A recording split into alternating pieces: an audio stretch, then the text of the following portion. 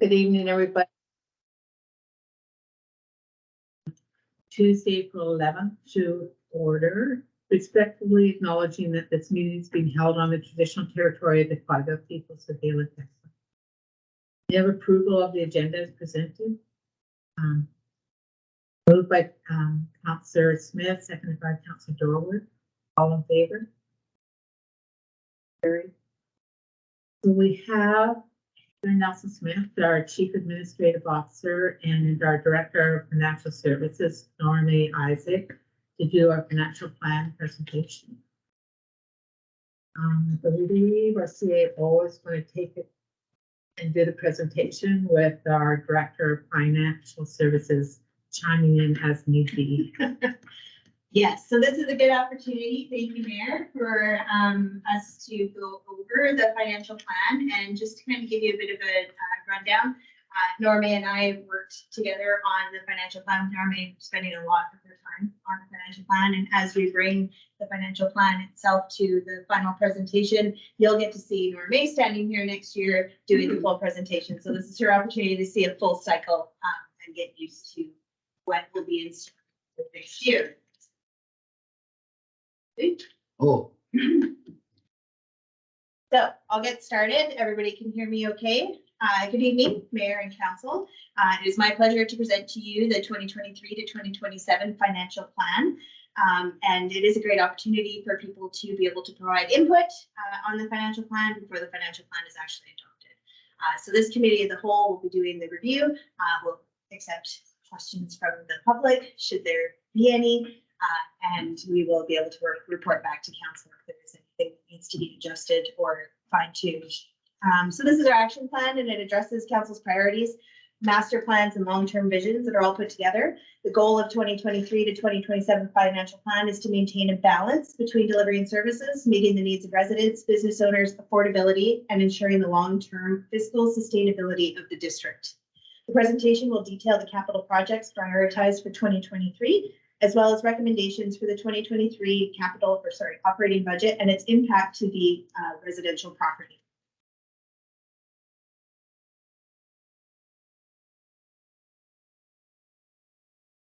It's always fun. Yeah.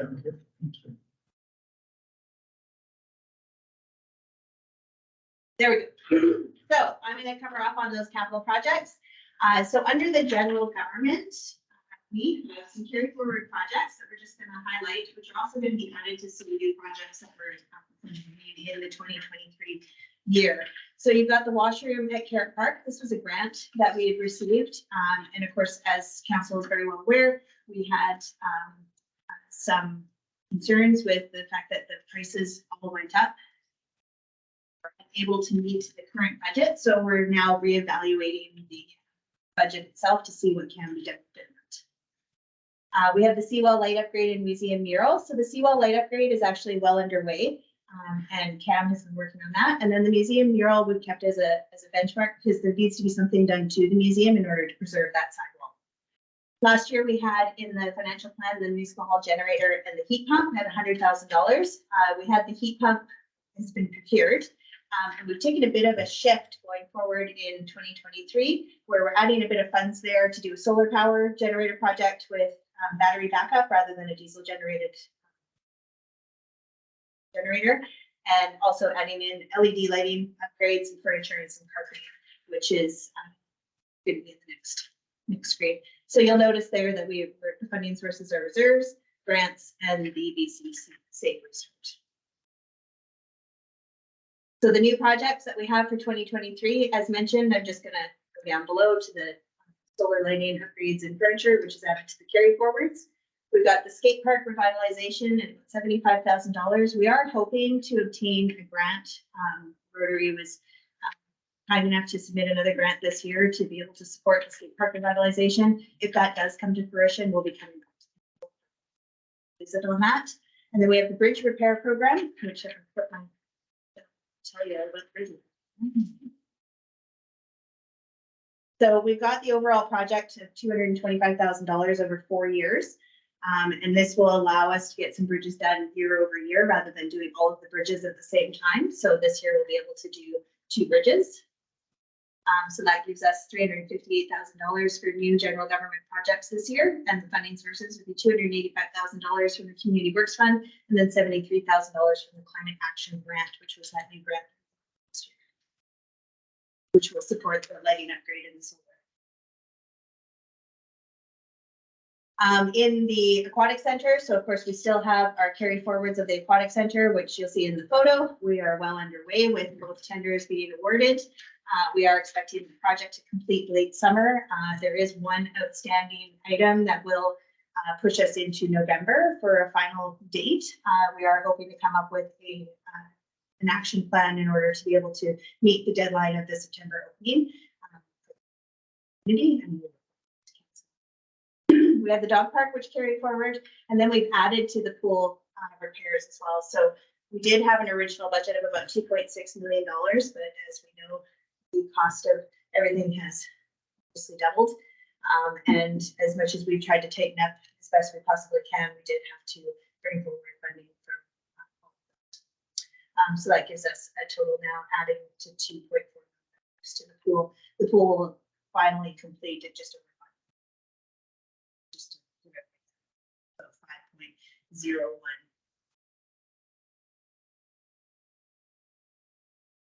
Then we got our recreational services. So this is just letting you know where the funding proceeds are coming from. So we've projected that we'll take $1.7 million of the 2.3 original debt proceeds. So we have it budgeted from last year of the funding that we used to use a portion of the debt proceeds, which we'll pay back. And then so this year we'll be taking it 1.785 million. So the total debt was 2.3.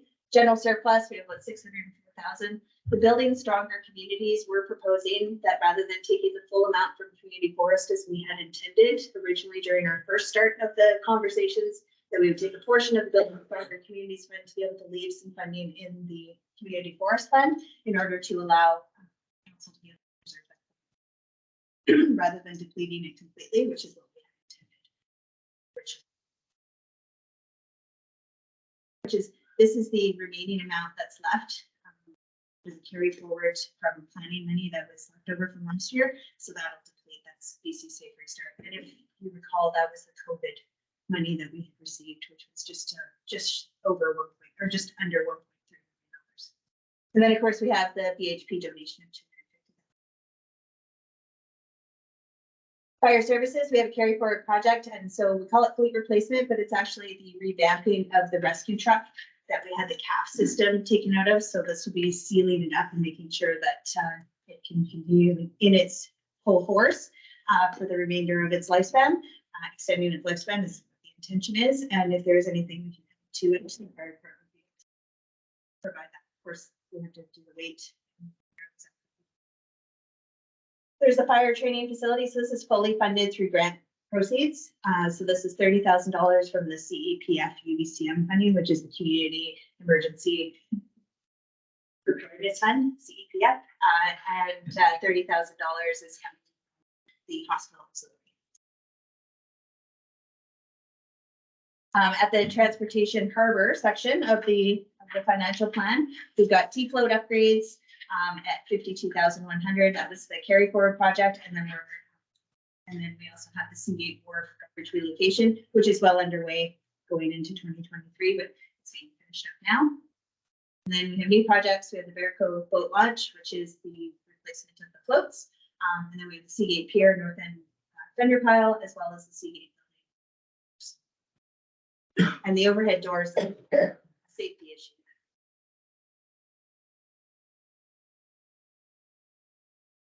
Carrying on with transportation services, we have the fleet replacement. So we had some carry forward money, which we've added into the new fleet replacement going forward into 2023. So to give you an idea, that's the Kubota, an engine replacement for the bucket truck, the Sander unit, the Unit 16 mini dump truck, and all of that is included in a fleet replacement. We also have the sidewalk connector. That was granted 80% through grant funding through the province. And that is set to complete in the next 30 days. And then we have stormwater catch basin, as well as the most of that is coming. Okay. Funding sources, it's coming from So then we have the water utility services. We do have some carry forward projects. So we have the filter header repair, the asset inventory, which is a student, Bear Cove Reservoir, and that's the communications. We quoted that out back in 2022 and did not have enough money to be able to do that. The Park Drive valve repair, so this is planning funds as well, then the distribution system. Now, we may be coming back to council to have a better discussion about the distribution system. We have put out for tender the Glen Line Bridge, which is that connection that we Underneath that.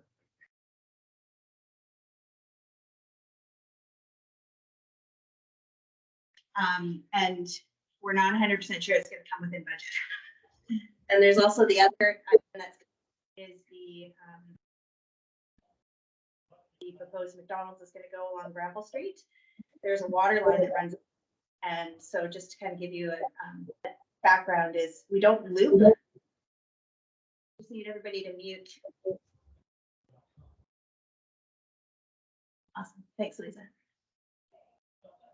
So what happens in front of the hospital, the water line comes down and then the water line comes up in front of Applewood, and then there's no connection beyond that. So our long-term plan is to connect the two water lines to create a loop. And so that we can isolate the hospital without actually shutting them off completely. And unfortunately, that's a longer term project, but if we're going to be doing a bunch of upgrading in front of that development, it would be better for us to get in there and get those underground works dealt with before they start laying sidewalk and doing a bunch of work. So we're just working on getting some pricing on that. We'll come back to council for any kind of amendments, and that would have to come from reserves. Okay.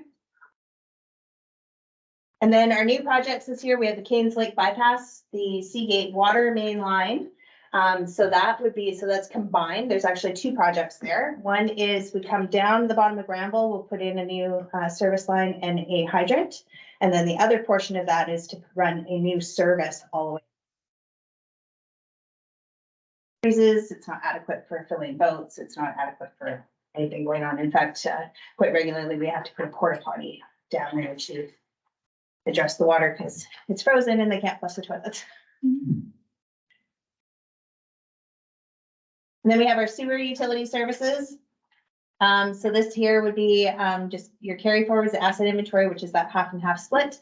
The centrifuge rebuild and that's planning for this. What they'll do is they'll do a rebuild of the centrifuge itself for the sewer rehabilitation.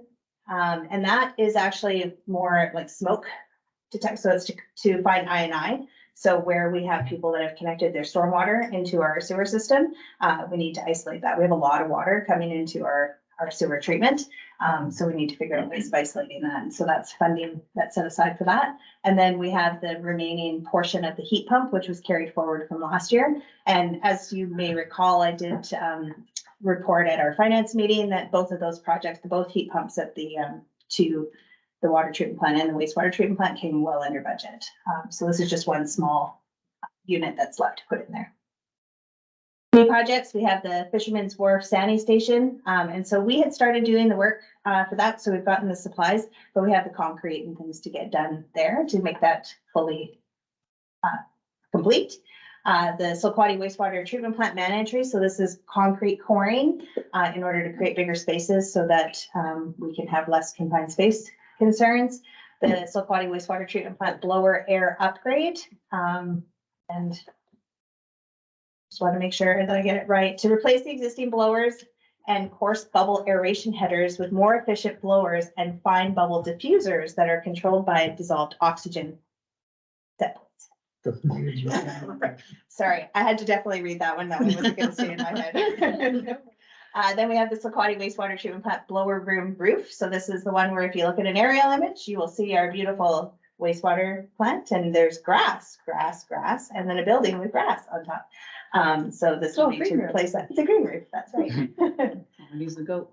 And then we have the Fort Rupert lift station, and this is just to finish it off. So this was that project where we had applied for grant funding, and last year we were able to do it internally. We've been unsuccessful a few times trying to get grant money. So we were able to complete that project. The total at the end of the day is going to be about 140,000 and not 1.2 million as we had Actually, it originally was thought. massively less than what you were looking. Correct. Which is nice for change. Yes. And then our funding sources, we have carry forward reserve, and then we're taking from capital. So now you can see the consolidated capital plan, and you'll notice in 2026 and 2027, we don't have anything in there for conditional capital grants. We're not sure what we're gonna get there. And we don't really have anything benchmarked, going forward in 2026, 2027. We have a lot of projects that are gonna go, but we're gonna have to sit and evaluate that. So just in terms of the consolidated capital plan. So this year we'll be spending about $7.5 million in our all combined, about $689,000 in water services, 281 in wastewater, and about $6.5 million in general. So this is the fun one. So these ones are the operational services and the sources of funding and for different areas. So this is how we break, you've looked at the bylaw, which is attached to the agenda, and this is how it breaks out. And we've given you the change year over year. So from 2022 to 2023. So our revenue has gone up about 24.3%. And our transfers from capital and proceeds from borrowing and the transfers to reserves.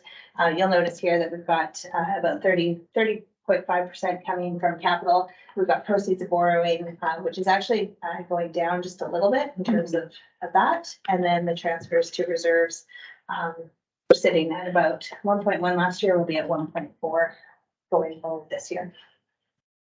And the net operating revenue is sitting at about 5.7%. So our sources of revenue, we get 13% from government transfers, 24% from taxation, 32% this year is coming from reserves, and then 26% to sales of service and 5% to other revenue.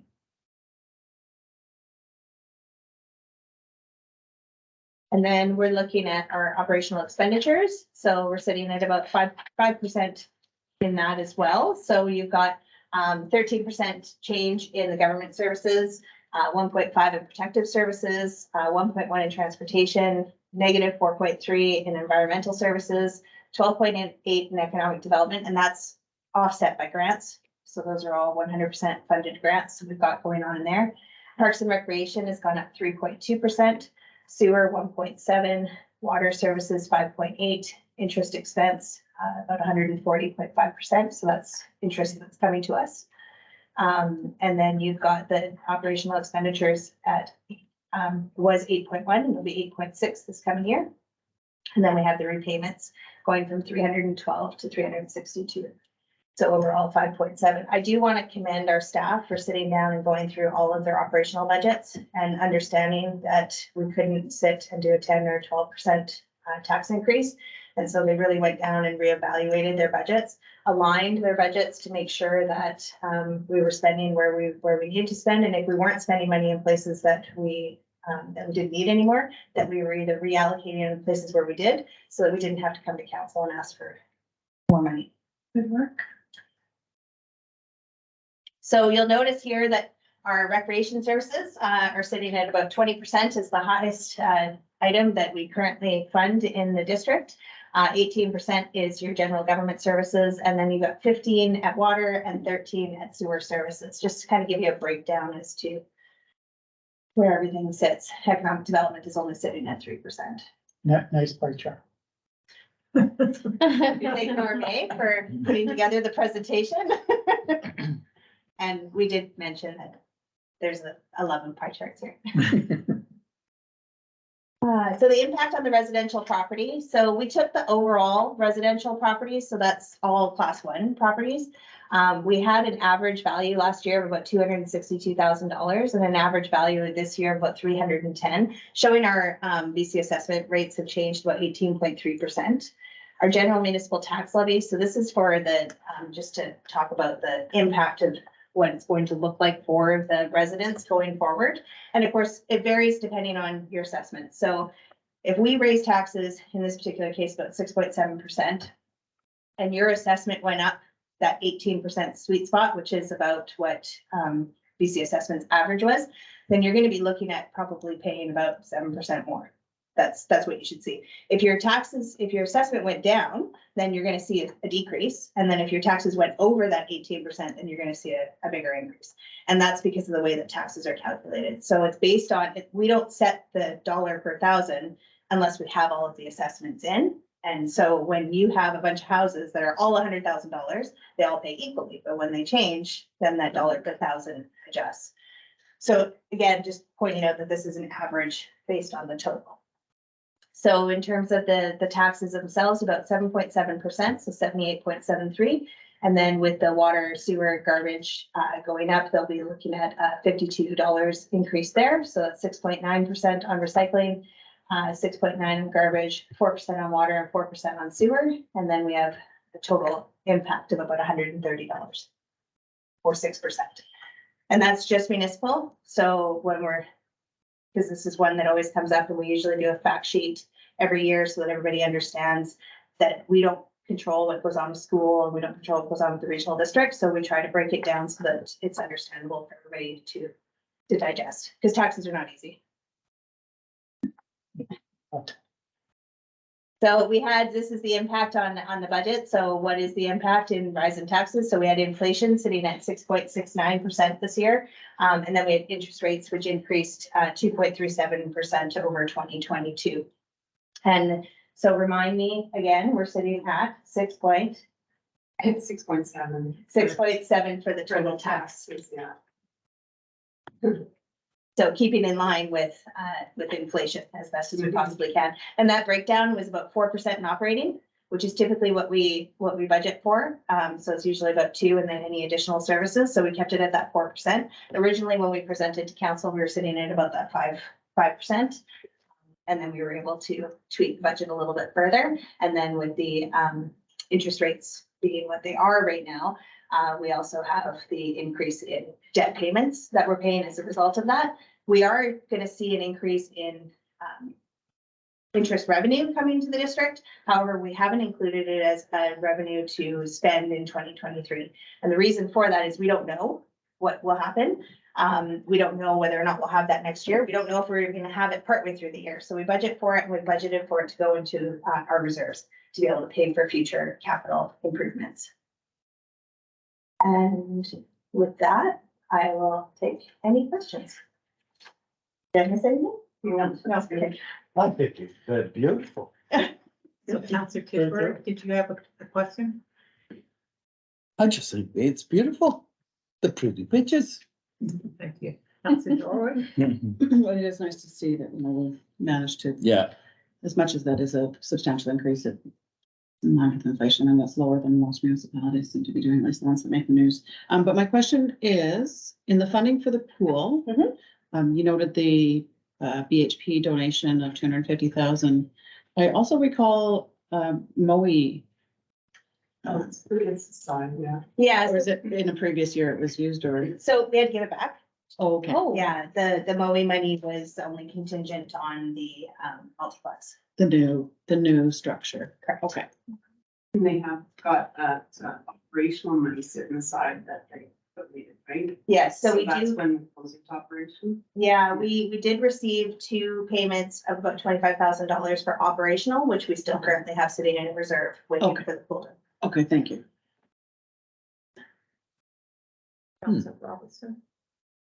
No, I Oh, I just, thought I saw your hand. yeah, no, I just thought it was very thorough. Get the high points. It's like I hadn't even talked about it before. Councillor Dugas? Yeah, great job, staff, and yeah, it looks great. We never want to increase taxes, but you know what? We don't have a choice. So that's the way it is. But thank you. Looks good.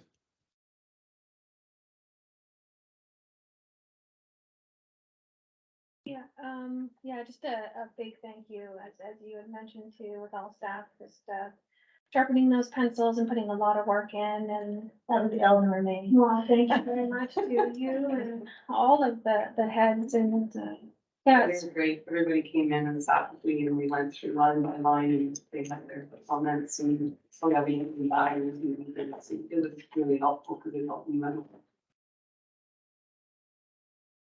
one thing I noted too, maybe something for future, but the Seagate dog, it's funny, like when you say Seagate and if you're not from here or don't know the history, it's kind of like, what's that? And it's just interesting seeing us use it, that might be something we want to consider in the future. renaming, or I don't know. It's Maybe. interesting. There'd be a lot of aluminum we'd have to change. Oh, it all says. It all says Seagate on it. Yeah. Does it? Yeah, Oh, the the- welcome to the tea floats says Seagate Pier Oh, on it. well, and- then. So maybe there should Do a be a little tribute. historical plaque. Historical, yeah. We'll make a note of that for sure. Cause it could be something, yeah, a sea gate, like a gate to the sea, like Yeah. instead of, I think we all have that sort of image in our head. Sea gate, which is not so positive, but it could be. Anyway, great work. Thank you very much. Counselor Texel, did you have any comments? It was really well done, cause I understood a lot of it, which means it's done really well, cause I'm new to all this, so it was very well laid out, and it's everything that we've gone through, all the high points, it was awesome. If you wanted to open up to the public, that's fine. We have, that's up to you, Counselor, or, previous Counselor Layton is on the call, and then we have 10 years. So I just want to make one comment. So thank you to staff for sharpening their pencils and going through it line by line, because when we had our last financial meeting and we voted on it, it was significantly higher than this. So I appreciate that it's down around the inflation rate, so that's really good. And I also want to mention about the interest rates or interest income, I guess, is, if you want to call it that, and putting it into reserves for future capital. And I feel that's a really big thing that we have to keep on doing. I know when we were first elected and people were saying, why don't you have enough reserves to pay for this, for the pool or whatever?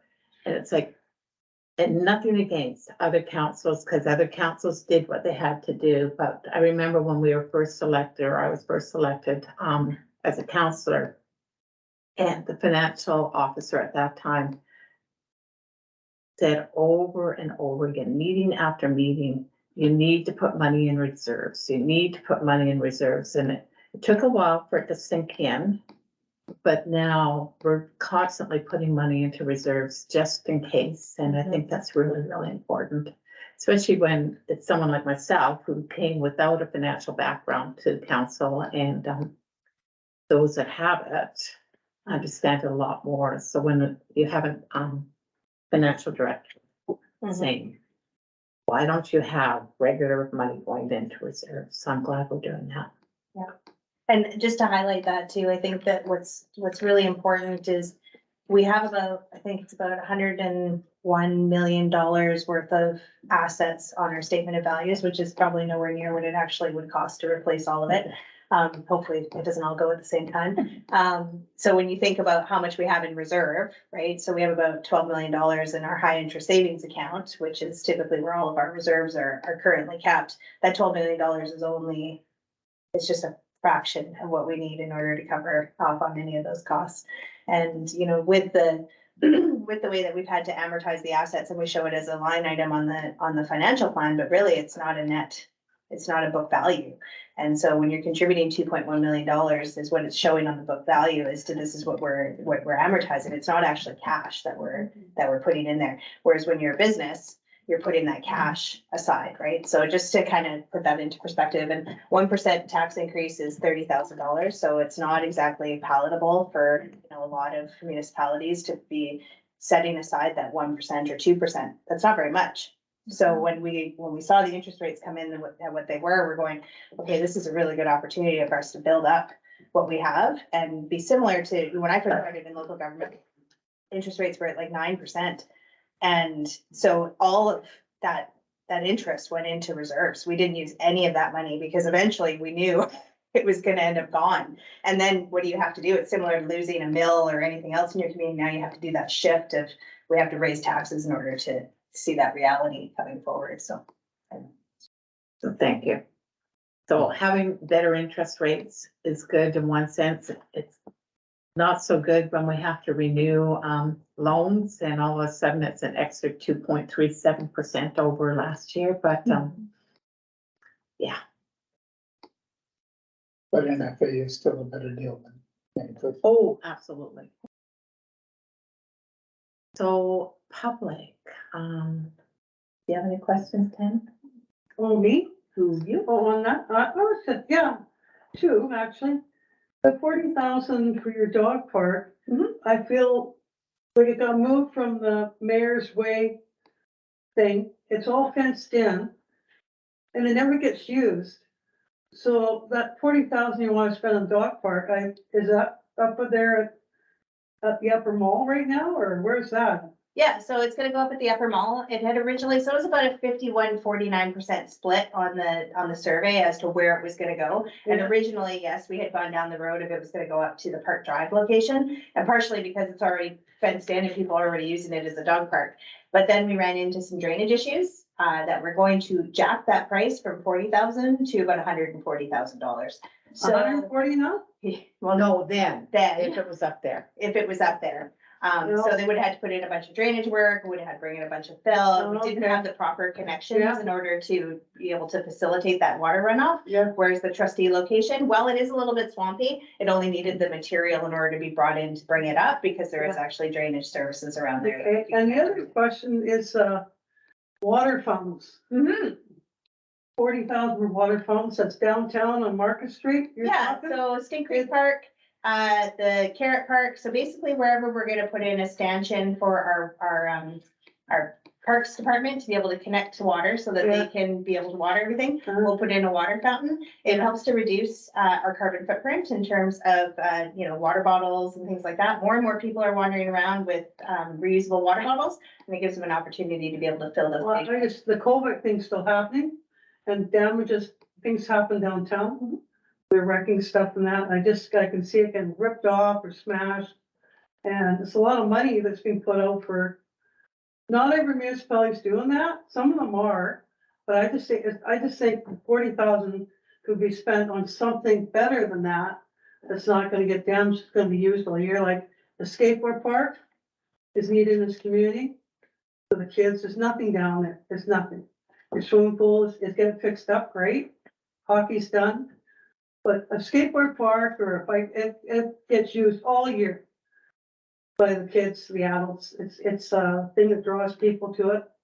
And I just feel that water fountains, if you're looking for damage to get done, and it's gonna happen down here. There's things happening down there as we speak, that they're doing shit. Excuse my language, but yeah. And I think that 40,000 could be spent on, the skateboard park has been talked about since 2015. 75,000 you got up there, it's been since 2015, it's 2023. Or 350,000 was promised to the kids to replace that whole park over there. That hasn't been done. Our taxes go up a little bit more each year, right? Mhm. But not as much as Langford, I must say, you're good, because they're 12%, they're coming up 12% increase in Langford. For their stuff, but anyways, we're a small town, but there's kids in the town, and you want people to live here, you gotta have some stuff.